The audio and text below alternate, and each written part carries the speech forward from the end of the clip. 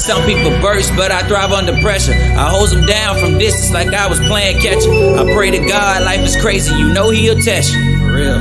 Yeah, you know he'll test you. I'm a living legend in the making, don't care what you think about it. The only time I step inside a bank is for deposit. Failure's always present, but for me it's not an option. Cause I gotta feed my family and I know the critics watch. They don't want to see you win, so they gon' try to stop it. A humble guy until you cross that line, then I'ma pop it.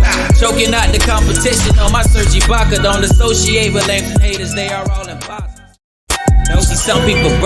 Oh, guys, welcome to episode 8 of The Process Show. Your host, DeAndre Presley, co-host, Keoni Stevens, and today we have a very awesome guest, Mr. Marcelo. I'm going to butcher it, but just forgive me right now, Picarillo? No, you just call him Cello. Just Piccolo. I go says Cello. How do you say it? How do you pronounce it? That's all right. That's the American way. I'm good with it. Wait. How do you pronounce it? How do you pronounce your last name? Well, the Italian way would be Piccirillo, but you would have to do it with that accent. Yeah, very good. Pretty good. The pronunciation of his name depends where he is in the country. Like I had a friend named Aniel Bonachea. He's Hispanic, but when we were in Texas and we'd get pulled over, they go, "What's your name?" He goes, "It's Bonachea. I'm Italian." And then when we get back, it's interesting. Whenever I give presentations, I go, "So my name is Marcelo," the Spanish version. But if you think I'm from Canada or French, you can call me Marcel. If you think I'm from Italy, which I'm third generation, you can call me Marcello or Cello. So it's funny. So I go by Cello. Cello. I like it, man. I like it. Man, it's so great to have you on the Process Show. I know we got a chance to talk a little bit before the show, and it was a really, really great conversation. Just, a lot of what I got from our conversation was a lot of mental the mental work that somebody has to do in order to be successful, and I love it, man. So we're gonna dive in and Cello. That was his passive aggressive way to tell me I was late. It was. Yeah, I talked to you before the show because it was only me and you. I don't know what the other guy was. They didn't know that. They didn't know that. Okay. That was on purpose. That was on purpose, so we can get the flow going on, how we're connected. And we are indeed connected. But yeah, man. I really love the concept of your show, which is a process, which I really completely identify with. Mm-hmm. So, Cello, can you tell us a little bit about you? Where you from? Sure. So I'm from Argentina. I'm not going to say my age, but it's over 50. And I came to this country, this beautiful country, 26 years ago, looking for a better future for myself and especially my two beautiful daughters. Mm-hmm. They're 28 and 23. One is conquering the world. It's one smile at a time in Amsterdam.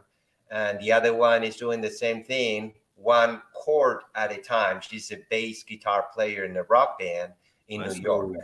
So I'm by training originally first career a physician, a doctor, a surgeon. And I've been doing that for 33 years. The last 25, I've been doing what's called clinical research, which is helping pharmaceutical companies to develop their products. That's my first career. My longtime career is trying to inspire others and inspire others by the example. It started by me trying to inspire my daughters to be the best version of themselves that they could be and chase their dreams, but then also to go beyond what is expected, like acting, modeling, inspiring others, in the sense of getting fit. Because of being a physician, because of working out for 40 years, I'm all into fitness and wellness and the scientific part of it. So by having people looking at me and seeing, you know, how much I do it, how hard I'm going at it, and the results. So then I'm inspired the people next to me, who then will inspire the next people and the next people. And so that's the idea, inspired by example. And I told you before that when I asked the question, why are you doing this? And the response is, why not? Mm-hmm. You know, what's stopping you? Just yourself. So, in a nutshell, that's who I am, and that's why I'm here, and having the pleasure of be talking to you guys today.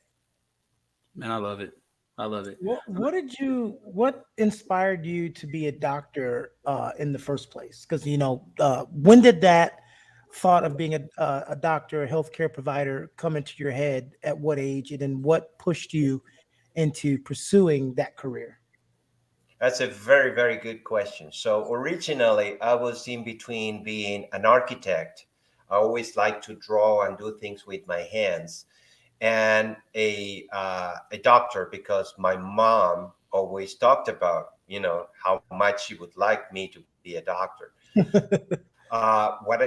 Made me decide to be a doctor was actually to be a surgeon, because in a way I was going to utilize my, you know, creativity and my artfulness into saving lives. So in a way, in my head, was like, you know, killing two birds with one stone.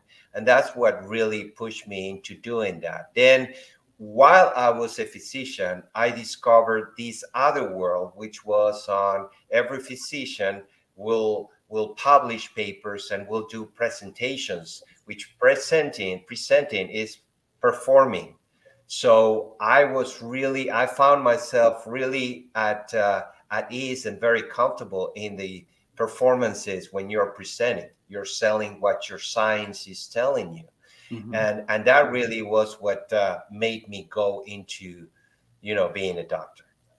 Was there ever a point during your studies and the pursuit of um, being a doctor that you were like, I don't really know if this is for me? To be honest with you, no, because, and we talked about some of these prior to this episode, is, you know, when we put our heads into an objective, a goal, we're into it. Yeah. So yeah, that's the thing about whatever you decide to do in life. You need to do kind of. So I'm putting my doctor, glasses on, and I said, you got to make a diagnosis of what you are going to do, what that would entail. Then you're going to be discovering the process, right? Yeah. While you're in the Ding, ding, process, ding, but you ding. got to be, you got to be, you know, really thoughtful on what it's going to take, because in that process you're going to be sacrificing things and you're going to be gaining things. Going to medical school is not easy. You know, you're going to be sacrificing being the weekends while your friends are going out. You're going to have to be studying and all that, but the rewards is, you know, down the road. Yeah, I always wish I was one of those people, because you have those rare people that are so smart and gifted. They could spend 6 hours on something that everybody else has to spend 30 hours on, and they're doing things that you wish you could do because they just have that natural ability. But I have two things for you. One, we have a question from Danny in the comments, says, Dr. P, did or do you do general surgery or specialty? So both. So before I was trained as a general surgeon, so everything, and then my subspecialty was colorectal surgery, which is a proctologist.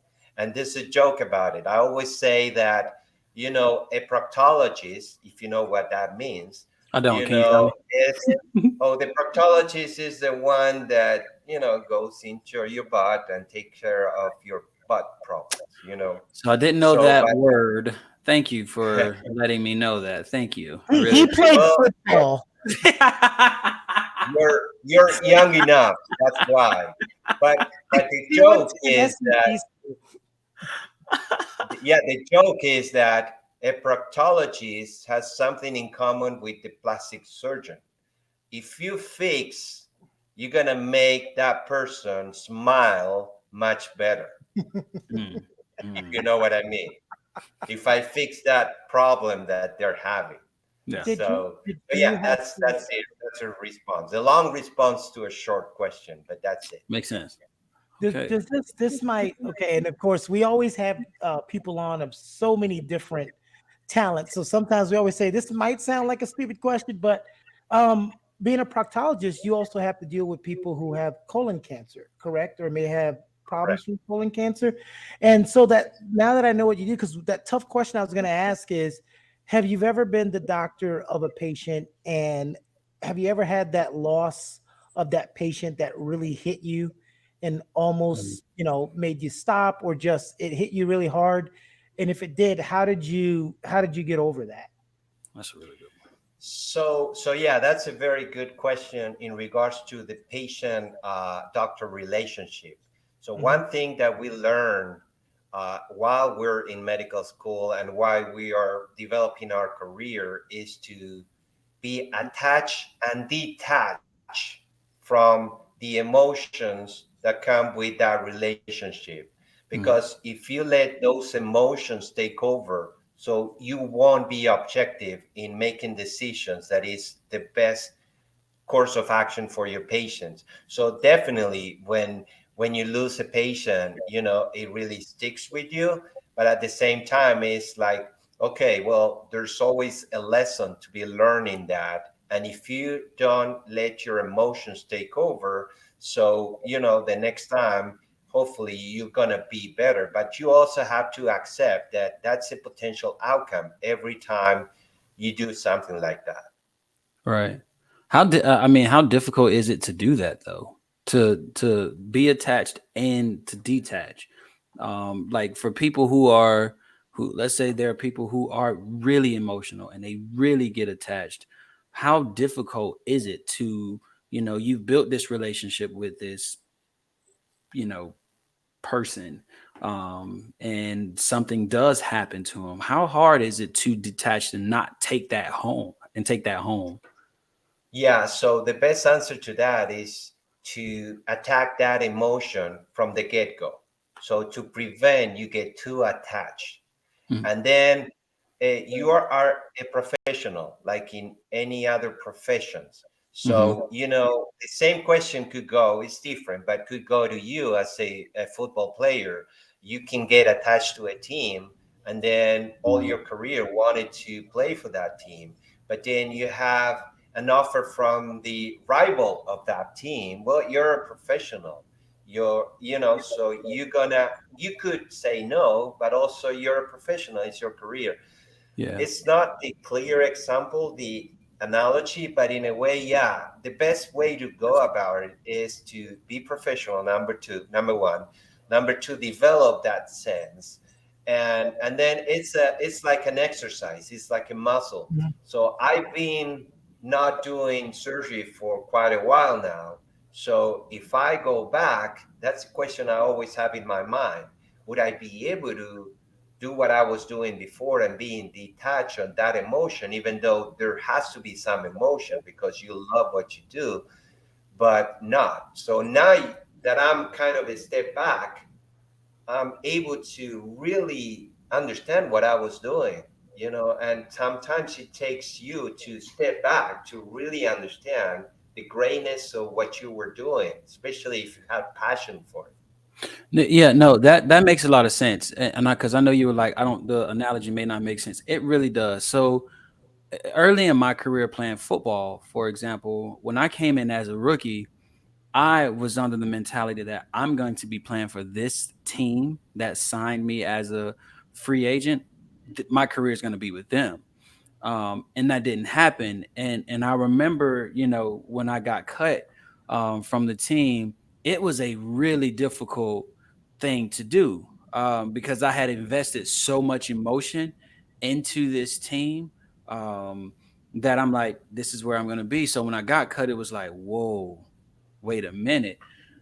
Fast forward to my last year plan, you learn that this is a business. Like, it is a business, and it's almost one of those that, like, I'm gonna make the most of the time with this team while I'm here. And it's kind of you don't want to be selfish in that way of where, like, it's about me because it's about the team, but there's almost this guard you have to put up that, if I do get cut, or if we do part ways, I'm okay, because, as you said, I'm a professional. Whereas now, if I were to go back and play, it would be all strictly business, no emotion attached to it. So I can understand what you're saying in that This manner. is the Yeah, part of this is the part of the show I always hate. Cello's a doctor, DeAndre's ex NFL player, and I have toys. Like, this is the one where I'm always left out. I'm just some guy who's on the pod. I'm just some guy on the webcam. but look at the quality on those toys. Right. Hey, there's not Yeah. just Yeah. some teddy I, bears. I, I Look at those. guarantee if we, all three of us in our professions, you made more money. I spent more than what I made in my profession. So, no, but the reason why I asked that question, and you've answered it, so you don't have to answer it again. But the reason why that question is interesting to me, not that doctors are cold, but I know friends that have been doctors where they ain't emotional about nothing. So it's easy for them. But when I meet someone like you, who I know who's generally a person that cares so much about Mhm. everything, so I always wonder how that works. And I guess you develop just like you would in a lot of professions. I was 20 years in the military. I don't want to kill anybody. I don't want to do things, but there's a switch that you have to learn to switch off. And Mhm. both of you know me, I'm a very caring person. Yeah. There's a switch you have to switch off when you're working in certain professions. And of course, being a doctor is that. And I guess that also, like you were saying, lends to you being a better physician. Yeah, and it's all about surviving, like we talked about before. Depending, it doesn't matter what is it that you're doing, but it's about that switch. But again, the key is to have a balance, not Mhm. Yeah. just be careless about it, but not Mhm. be too careful about it. It's just a balance, and Yeah. that's what makes life so interesting. And another point that I want to make is there's a cultural difference in where you're being raised as a doctor. The Latin Mhm. American way and Hispanic way of educating a doctor goes more into that the doctor figure is right to the priest, in that it's not that much of a profession. Sometimes, uh, you have to get paid for what you do, but people feel get paid. It's like people, get surprised when priests get salary. Priests get salaries. They're supposed to do it because for free, but that's a little bit. So in a way, culturally, it's different. Depending on where you're educated as a doctor. Mm, that makes a lot of sense. A lot of sense. What now? Not saying that this was something that turned on. You may have been this way the whole time. I know you heavily got into fitness and being inspirational. Was that while you were a doctor, things that you became inspired while you were doctoring? Has this always been in you? And when was that big turn to where you say, hey, this is something I want to make sure I'm projecting to the masses? Yeah. So, yeah, I've been always into fitness. I've been Mhm. always into sports. My number one sports all my life until 10 years ago was what we call here in America soccer. We call Football. around the world football. So, yeah, being in shape was crucial. But also, since I was like 12 years old, I wanted to be fit. There's a element of vanity as well, being from Argentina, being Latin, and from third generation Italian. So that has to do with it, but it's not all that. We talked about the weaknesses, the strength, and all that, and the elements that you can use in order to move forward in what your goals are. So, but to respond to your question, yeah, I always been into fitness. The fact that I became a doctor and I became more knowledgeable and how the physiology. So in other words, if they tell you to do an exercise in a way, I know why they tell you to do it in a way. You can change the wrist, the angles, and you're going to be working different muscles. But also on the flip side, as you get older, you want to prevent injuries. So knowing how everything works, you know, helps a lot and makes you more interested in learning even more.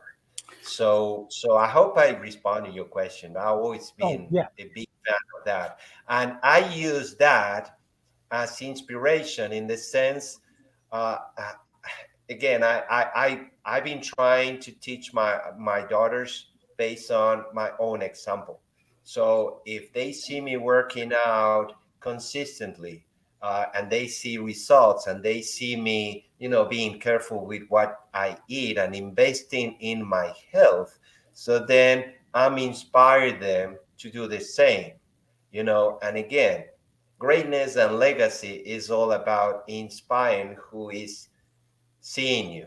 No matter what you Mhm. do, fitness, you do medical things, you do acting, you do modeling, you do styling. You style in a way that I have people that look at me in the golf course, and then all of a sudden I have, hey, Cello, look, I look like you. That's the best compliment. So yeah, that's a combination of things, fitness, inspiring, that I would like to see in what I do and inspire others to try to do. Let me ask you this, Cello. With you being a doctor, knowing how the body works, um, does it make it difficult for you? Like if you were to um, get a personal trainer, for example, let's just say you were like, I'm going to get a personal trainer. Would it make it difficult for you to listen to the personal trainer when they're trying to tell you, hey, you're doing this exercise and it's working this, and you're like, nah, but it's not really working that? Like, does it make does it make it difficult for you to listen to a personal trainer knowing how the body works? Well, it's tricky because if I get a personal trainer, is because I identify that there's something that I need to do better or do that I don't know. So that's the Mhm. good thing about it. Now, be sure that I'm going to be challenging that personal trainer, and I'm going to be trying to build credibility for that person. So I can guarantee you that that personal trainer better be very good and knowledgeable on what he or she does in order Mhm. to help me. But again, sometimes you're too busy.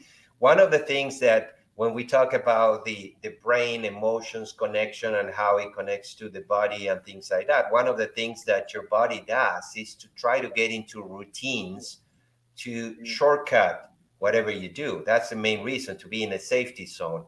So most of the time, we go to the gym, we make it there, we want to be there, we're consistent, but we're doing all the same routine all over again. So your brain already knows, oh, you're going to be doing abs first. So it's start to cheat and shortcut. That's why you need either to change your routines or get a Mhm. personal trainer who has more variety of things, for you to shock the system.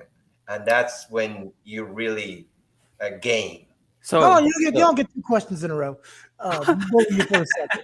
I know why you asked that question because it's funny. You used to be in the NFL. He's a doctor. no, You're this no, person. no. I asked it Yeah, because I really am. I really do like to know.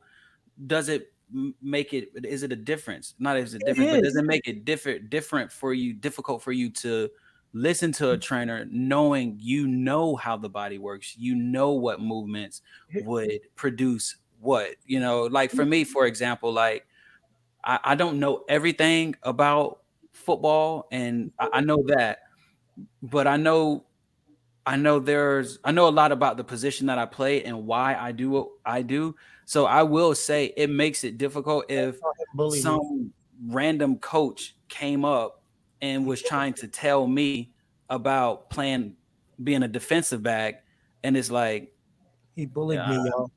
you can't really tell me, Y'all saw how he bullied me out of that. Y'all saw how that. No, I think Cello's answer was perfect because It is. I used to get asked all the time when I was personal training people. They go, "Why you got a personal trainer?" I said, "Because I know what kind of motivation I need, Mhm. just like I'm trying to motivate you." But I think Cello's answer was so great of getting the trainer that you know that you need because I've had personal trainers before and they're telling me stuff and I'm like, "Uh huh, oh, I get it. You just took the online test." I Yeah. was like, you have no. Or I always tell people this: if your personal trainer is counting your reps and you stop, I stopped one day and I looked up and they were still counting.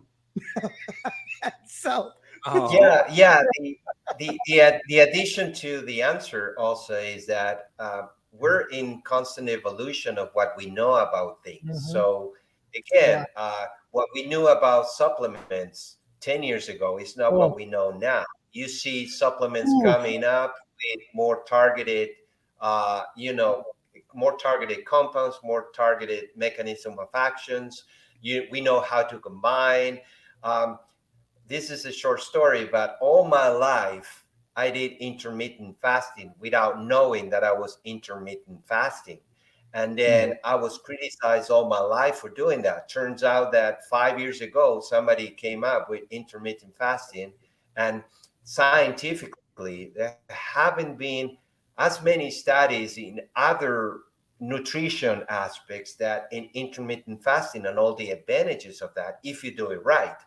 So again, you may think that you know a lot. By being a doctor, you have access to a lot more knowledge of the basics, but also you don't have to be so arrogant to think that you know everything. And again, you're going to be able to notice whether the certified personal trainer just took it online and it's the first week of working, or somebody who's been in the industry for so long. The advantage that I have is that I can put together not only the physiology of the muscles, but the nutrition aspects, the gastroenterology aspect, which is all the gut and how it works, the endocrinology, which is the metabolic aspect. So put it all together. But I, in my mind, may not have all the variety of exercise that I could combine.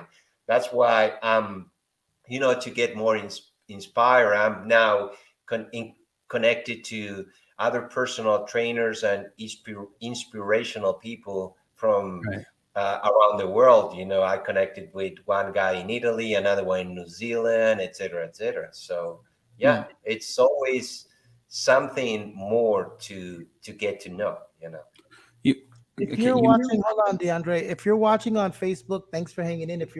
If you are watching on YouTube and you're on Facebook now, I don't know why the connection severed between YouTube and the streaming site. So once this episode is over later tonight, I will upload the entirety of the episode. Okay, so you will still get the entire episode if you were watching on YouTube. Go ahead. thank you guys for sticking in. All right, but so you mentioned nutrition. I want to say 2 weeks ago we had one of my good friends on who's a vegan, and she's hardcore vegan. Um, and Kiana and I gave her a hard time. As Yeah, she tried to take away my bacon, Cello. I told her you're not taking away my bacon. I'm sorry. the question that I have is, I know a lot of people that are becoming vegan, and there's like there's so many more health benefits to being vegan versus eating meat. You need to cut out meat. You need to stop doing that. Is is that? Let me see if I can answer this question the correct way. Is that a personal preference? Is it like as a doctor? I don't want to put you on the spot or have you say something incorrect, but being a vegan, is that a personal preference, or would you say like as a doctor, like, I would suggest going vegan, or you do what you feel is best for your body, your genetic makeup? How would you answer that? So at the end of the day, everything is a personal decision. But what you need to do is get educated about it. And the best way to go about it is go to your doctor. And if you can, go to more than one doctor and have them uh, uh, uh, lead you into what are the scientific publications on everything. Yeah, there are links for red meat to certain cancers. There are leads to other benefits of being all vegan, being either vegetarian or full vegan. So I think at the end of the day, it's a personal preference or personal decision, the same way a personal decision is to start investing in your health, sooner rather than later. It's astonishing how we work hard for our money, and if we have the luxury of having a company that invests in the 401k, you're going to give your hard-earned money to the 401k, which you have no control on. Whoever is deciding what to do with your money, and you have no problem in doing that. But if I tell you, you have to invest in yourself, because no matter how much money you may end up having after the 401k, if you don't invest in your health, you're not going to be able to enjoy that. But not many people do that. So at the end of the day, it is a personal preference. What I would say is, like everything, in my view, I would advise to have balance. So don't go full red meat, don't go full vegan. Try to balance it out. The same way as, if you want to be fit, go on a diet. And we can talk about what kind of diet.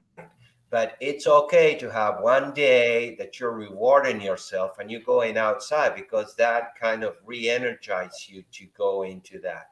So, and the last thing I would say, no matter whether it's diet, whether it's whatever your decision is, don't make a decision for the wrong reasons. So, in other words, if you're going to be a vegan because your friends are going vegan, that's not enough good reason for you to go vegan. You have to really be convincing what you're doing, because that's where you will have the most odds of success of sticking to that. If you just went because, I heard that red meat is bad, and then you miss that bacon, which is a high. And again, a lot of studies, remember with the Atkins diet in the 80s, unfortunately, Dr. Atkins died of a heart attack, so not a very good example. Yeah. But the whole thing about obesity in the United States was a result of going low fat. So by going low fat, you always have to replace what you're taking out with something else. And so it went high carbs. Turns out that having higher carbs is more damaging than having, a little bit of fat, and depending what kind of fat. That's So kind of so like what again, oops. no, no, go ahead, sometimes, go ahead. no, sometimes there's a pause and I think you were done. I'm sorry.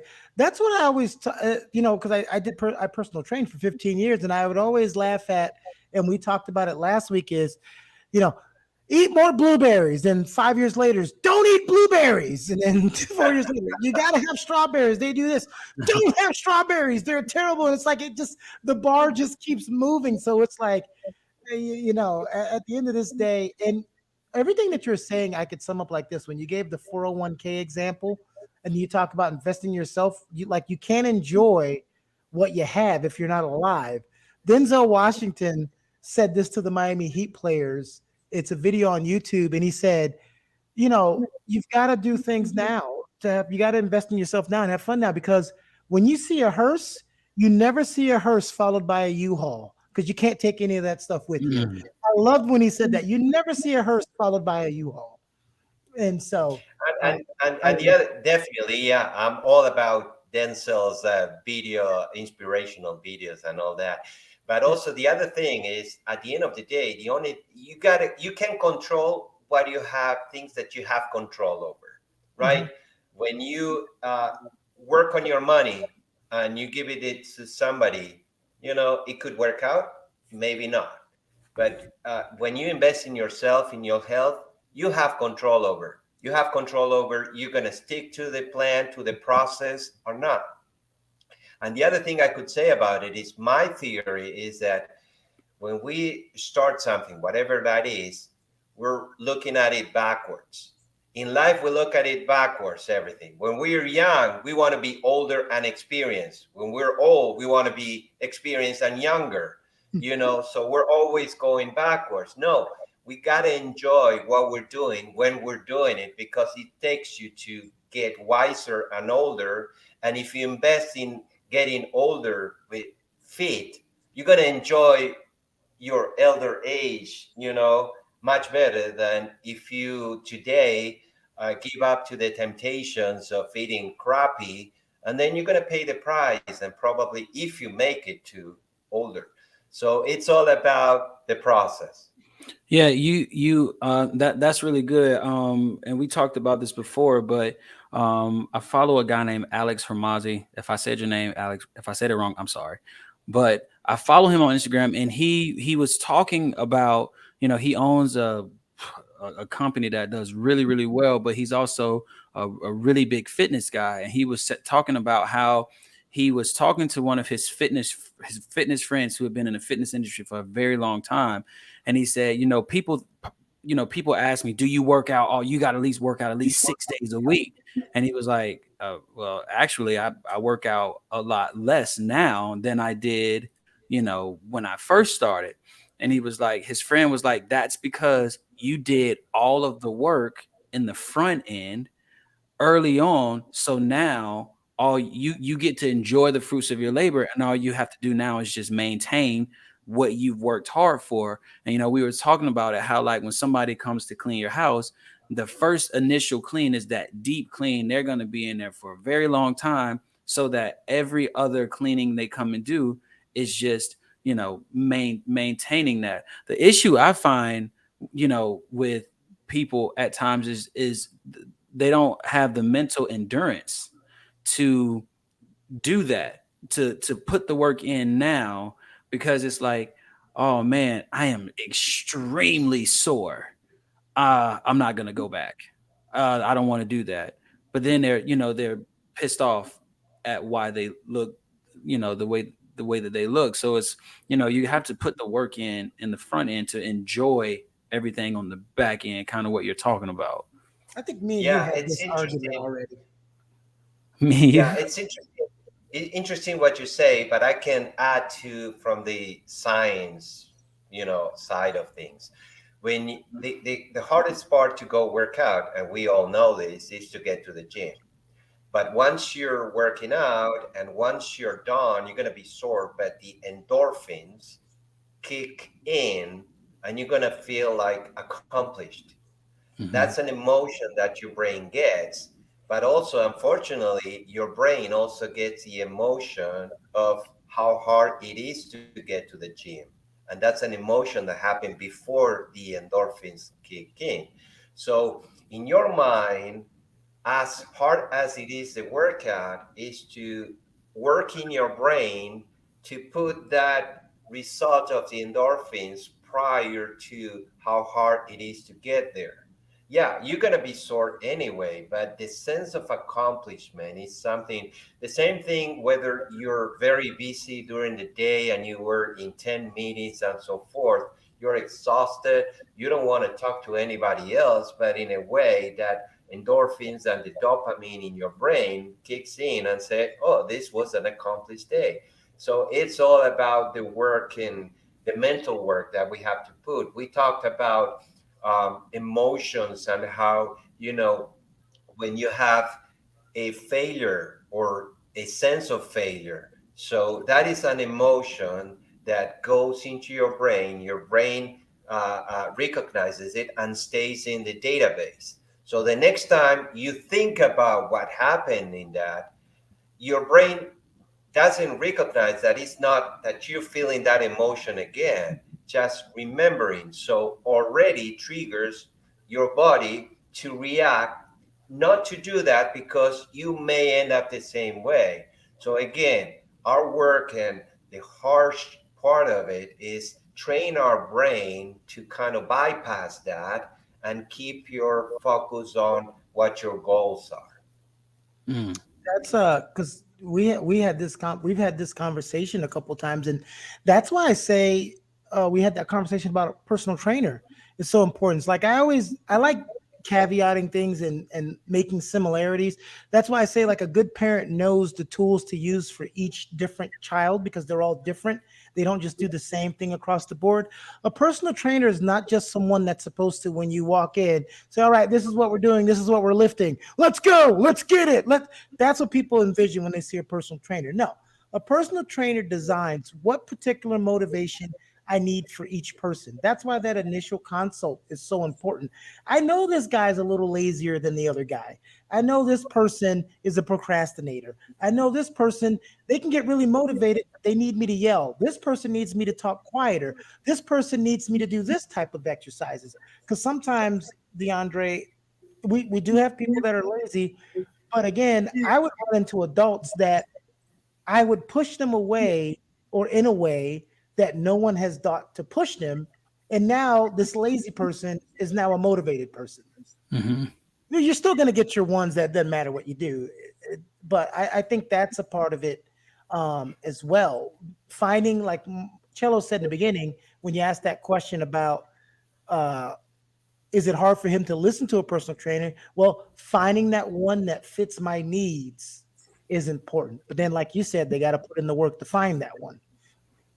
Yeah, and to second what you just said, is that, yeah, if you're in the business of trying to get somebody to be better, whether it's you're a doctor, whether you're, say, personal fitness, whether you're a musician, whether whatever you are, you're going to be part doing that, which comes with the knowledge, but half you're going to be a psychologist, a therapist, because that person will need you. A lot of times you're personal training, but you're listening to what the other person's problems are. In a way, you're motivating that person to do the best. And then obviously you need to have the knowledge because that person will want to see results.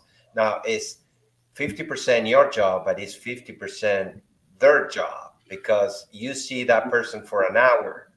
The other 23, they're by themselves.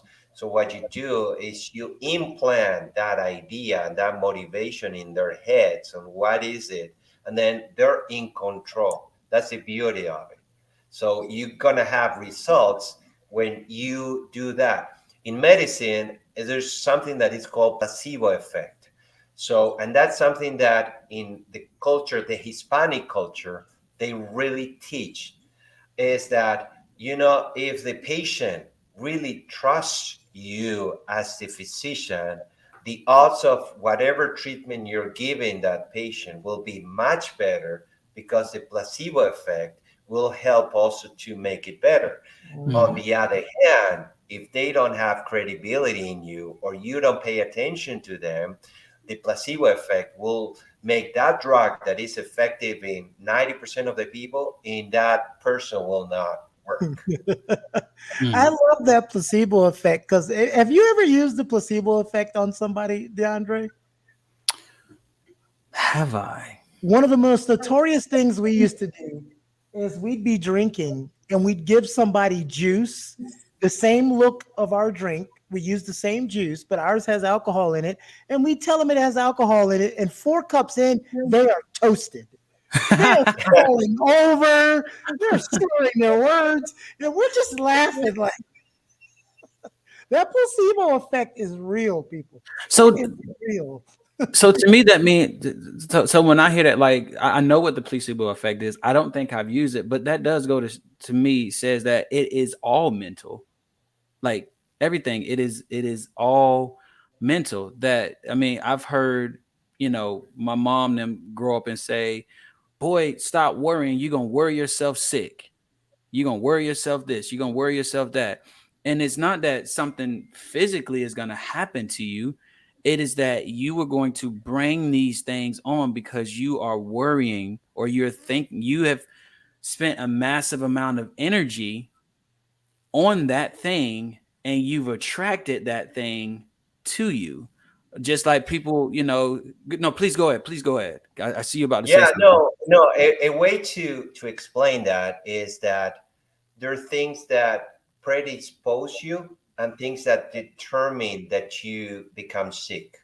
So, in an infection, your immune system is here. and then how bad, let's say the virus, COVID, is here, right? So if it's at the same level, so your immune system will take care of it. Now, if you have a COVID like the one we had that is more aggressive, and your immune system is here, you're gonna get infected, and you're gonna have moderate, mild disease. Now, if it happens that the virus is here and your immune system is here for whatever reason, whether you have malnutrition, whether it's psychologically that you're more have more propensity. So you add the two things, so you're gonna likely have more sickness. So in a way, when they say don't worry too much because you're gonna get sick, is that you're gonna be more predisposed. Not entirely the placebo effect will make you sick, but you're going to be more predisposed for whatever you're interacting. Mhm. Remember when we talk about the hunter, right? Yeah. And the caveman. Well, we are, in a way, our immune system is like the caveman. Every day you wake up and you're fighting everything. You're fighting bacteria here, bacteria there, Mm. and you're interacting. In fact, in the last, I would say 5, 10, 5, 8 years, what's the concept of the microbiota, which is the normal bacteria that you have, has a lot of impact and effect on diseases and how you react to it. So sometimes, let's say you have diarrhea, the bacteria may cause that, but then you are clean, or when you're cleaning for a colonoscopy, you're getting rid of all the bacteria. Then it will take some time for the bacteria to grow up and create that balance. So Mm. everything is about the balance. So again, your immune system is a caveman. It's going to hunt. And if one day the immune system is not with all the strength, so whatever is out there, you may get it. And psychologically, that Mhm. is part of that. It's a real thing. I'm gonna give you this one too because the mind is so powerful. You could shoot me in the arm, but if I could convince my brain that it wasn't painful, I wouldn't feel it. That's how powerful the mind is. My last job that I retired from, I was a physical evaluation board liaison. I counseled soldiers that were getting out of the army for medical, mental, or whatever reasons. And there was this girl. She'd have been seen by about 20 doctors. And all of them, I've never seen 20 doctors say the same exact thing. They were like, there's nothing medically that's stopping her from walking. It was all in her head. She believed she couldn't walk because she got injured. And literally, if you threw her down a flight of stairs, she wouldn't stand up. And she wasn't doing it on purpose. Something in her mind had convinced her that she could not walk, but there was nothing stopping her from walking. And that was my first interaction. Like, wow, the mind is so powerful. Mm. Um, and it was the craziest thing to me, but it didn't make any sense until I started to see a couple more things like that. And you know that the mind is powerful. So they say if you're really sick and in the hospital and you get hit by a car or something happened, if you're that's why they always say stay with me, look at me, and they talk to you, because if your brain just gives up and says I'm out of here, the Mm. body's going to follow. Am I wrong in saying that? Because that's how I feel, like the body's going to follow. uh, but if you're Yeah, yeah, in a way, yes, but don't believe everything you see in the movies or in the shows. When they say "stay with I was me," talking about in real life. I was I was the player. I wasn't talking about House. Okay, Doctor yeah, House. So, that's all right. That's all right. Yeah. you know, because my grandfather on, and I've heard people say this has happened to them before. My grandfather on his deathbed, they called all of us. He was breathing on his own. We all got there at different times. And when the last person, his last son, got there and said, "Hey, I'm here," as soon as that voice was heard, he just stopped breathing. It was like it felt like he just said, "All right, I've heard everybody. I'm out." And I've heard other people say similar stories to things like that. They flew into town, and once they got there, and held their mom's hand, it was over after that. Yeah. So another example of what you're saying is that Mhm. everybody has somebody in either in their family or know somebody whose grandfather or Mhm. grandmother passed away, and they've been together, the couple, for 60 years, and soon after, the other person gets depressed and passes, not a short period of time. Yeah. So definitely another. So not to bore you, but Oh, you're there's not a boring us. Trust me. No. This is all there's good a stuff. an illness, a sickness that's called irritable bowel syndrome. Irritable Mhm. bowel syndrome is actually a subclassified. They have four categories, but basically is when you have a combination of diarrhea and constipation without any anatomical causes. So, in other words, you don't have diarrhea because you have an infection. You have diarrhea. You don't have constipation because you don't eat enough fibers. You just have constipation, and it could vary. Sometimes you have constipation, sometimes you have diarrhea, but there's a very, very hard component of psychological features. This is a disease that is 3 to 1 in women below 40 who are either have anxiety, depression, or both. So the combination of the fact that they have the organic part of it, which is the diarrhea and the constipation, but it's very hard to treat because you may take out the diarrhea, but they think they're not doing well, they will still have the diarrhea, even though you may be targeting that. It's Got one it. of the hardest, Oh, hardest things to treat, in gastroenterology. you were so, because I talked to my therapist about it. When because I'm classified clinically depressed. When I get really depressed, my bowel movements change, and I'm not one of those depressed people who don't eat. I kind of eat the same thing, and my body just acts so differently when I'm in a different emotional state. So that makes a lot of sense to me. Wow. There are some studies that, when you do a clinical study, so you target something, but then you do tests to assess Mhm. where to evaluate whether that is working or not. There are Mhm. studies in irritable bowel syndrome that they target the diarrhea, for example. But then the primary endpoint, so the way to evaluate whether it works or not, is an anxiety or a depression scale. So, in other words, those people, if they do better with the controlling their diarrhea, they're not going to be depressed or anxious. And Mm. that's the way, the power of the mind. On the other hand, you could be treating successful that diarrhea, but they will tell you, no, I'm miserable, because they're miserable because of what their mind is happening, what they're, Wow. you know. So, So yeah, it's so very interesting. so Cello, how do you go about inspiring people to um reshape the way that they think?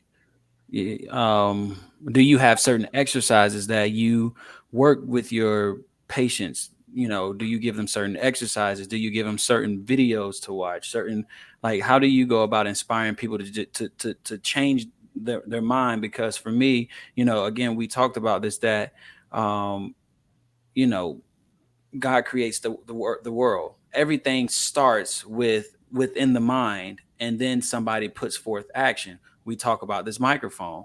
Somebody said, "Dude, I wonder, like, it would be dope if I had this thing that projected my voice so other people can hear." And they thought about it, and then they put forth, the action. And so, do you have something that you do with your patients to strengthen their mind, to help them change the way they view the world, their outcome in life? Do you have anything that you do with your patients, Or just people in Uh, general. or just people in general? Yeah. Yeah, yeah. It comes down to my philosophy, which is building credibility. No matter what you do, you need to be credible, and you're gonna be always in the same line of thought and messaging. And in order to gain that credibility, you got to tell things the way they are. Mm, If you start by fooling somebody, let's say for the sake of the argument, a patient, you got to tell that patient what the process is going to be. What is it that they're going to be experiencing? What are the odds of them getting better? What's in your control, but more important, what's in their control? The whole fact of, remember when we said, we talk, and I'm mixing it up a little bit, but when we talk about my theory of that, we're looking at life backwards. Medicine is not an exception. We have the tendency of thinking that medicine is to treat patients, where it should be to prevent patients for getting uh, needing the treatment. If we put mm, more focus on that, the same way we should put more focus on investing in our health to prevent other things, so then that's the answer to it. But again, going to your question, the best way to go about it and to inspire others to be better is be credible. And then mm, establish that relationship with the patient, that they believe in you and they know that you're going to be there for them. You're going to be empathetic with them. There are things that I'll be able to do for you, but there are more things that you're going to be able to do for yourself. But no matter how you're doing, I'm going to be there for you no matter what. And that's a way to inspire. But then also in other things, my philosophy is that the best way to inspire others is by you doing what you preach. So if you want to inspire others to be fit and to be healthy, mm, they have to see you that you're fit and healthy, because that's what they see. Back in the day, when I was a kid, our parents used to say, you don't have to smoke, it's bad for you, and they were smoking. So what happens is the generation, my generation, most of the people, not now, but they used to smoke because they see their parents that they're smoking, they're not credible, mm, So basically that's what and again, if I see, when you are not having a good day and you run into somebody that is smiling and good spirit, that changes you a little bit. You see a different perspective, and that is inspiring you, and you come and think to yourself, wow, what I was making a whole world of it was nothing. So that's my way of inspiring. And again, I like to be fit, I like to be in shape, I like to smile. I like to inspire others by my actions. Man, I totally agree with that. Totally agree with that. My girlfriend and I just had this conversation on, um, we were talking about things that, we want to do. And I mentioned that, how about we just focus on us doing the things, and by us doing the things and people seeing us doing the things and people seeing us being consistent with that thing, it'll prompt people to ask the questions. And then we can say, well, this is what I've been doing and it's been working. And I can walk you through that. I remember, growing up, not trying to switch the conversation to religious or anything like that, but I just remember, um, you know, people would say like, man, it's the people who are always talking about God and trying to tell you about God, that makes it difficult. But if you are living that out and you are living the fruits of the spirit, as the Bible says, people are going to ask you, man, there's something different about Cello. Like, he's always smiling, he's positive. I've never seen him down. It's just like there's just this positive energy that's radiating off him. Cello, what is that? What are you doing? And so, that's I understand. So I think that I'm with you on that one, man.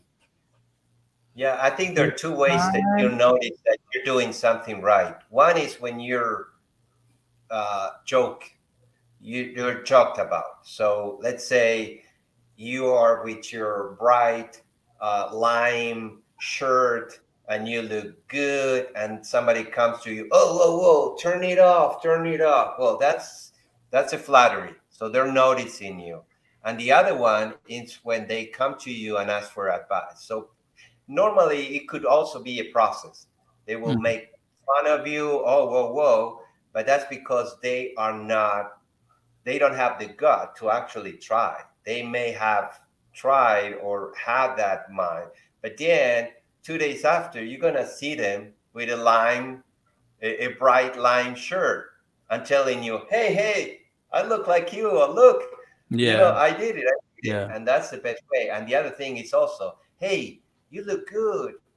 What are you doing?" Or I have friends coming to me that golfer friends, and he came to me and said, "Hey, Marcelo, I never did weight training. Do you mind if I join you and you can teach me?" And that's, my workouts are actually better now that I have a partner that I'm Hmm. teaching, Yep. because I feel better about myself and I feel motivated to do much better because I'm helping You got somebody. somebody else. Yeah. Yep. I like that. Man, Cello, here on the show, man, this is a segment of the show where we do what we call weekly wins. And it's a way for us to, shift our mind in the crazy world that we're living in to focus on that one thing, that happened positively through throughout the week. Just something to be grateful for. And so, I'll start out. My weekly win, man, is, I've been interviewing for different companies, and I've had a company that has brought me on board, and I'm onboarding for this new company in a sales role and looking to do something differently. So that is my weekly win, man. Also, our play ended and it was phenomenal. So that's my weekly win.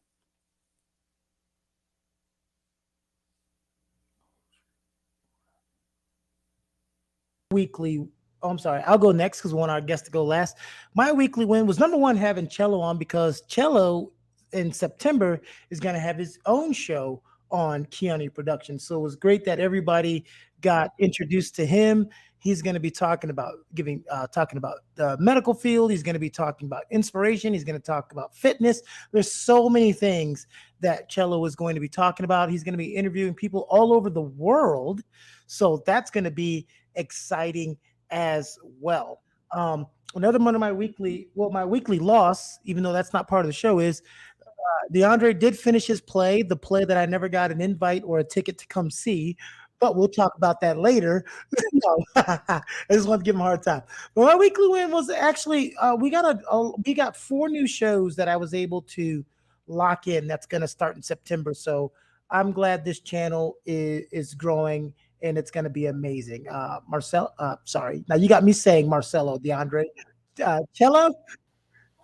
Yeah, so it's probably gonna sound cliche or repetitive, but my win was being here and being able to connect with DeAndre, and see that there are other people that think like me, and also being able to be here, and that you're telling about the upcoming show that I'm very excited about it.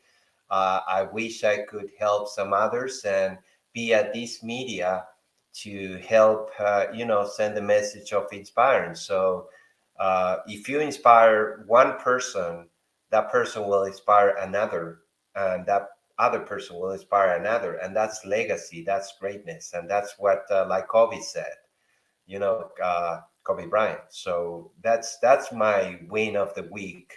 And also the win of the day is that we're alive and we're enjoying today. Like that phrase that says, what we spend in the past is gone, what we can earn in the future is uncertain, but today is the only cash we have. That's why it's called like a gift, is the present. So being here is my win for today and for the week and for the future. Man, that's awesome. Cello, thank you so much, man, for coming on, taking the time to My share, pleasure. a little bit of your story and just a lot of the nuggets that you dropped to me, man. I am super Super grateful. Keoni, as always, thank you so much for the platform that you've given me. And man, everybody that tuned in, thank y'all for tuning in to the show. We'll be back here next week, same time. Well, an hour earlier, but we'll be here. I just gotta give him a hard time. Well, yo, thank y'all. Look, we appreciate y'all. We are out. We're out. Cello's real age is 77.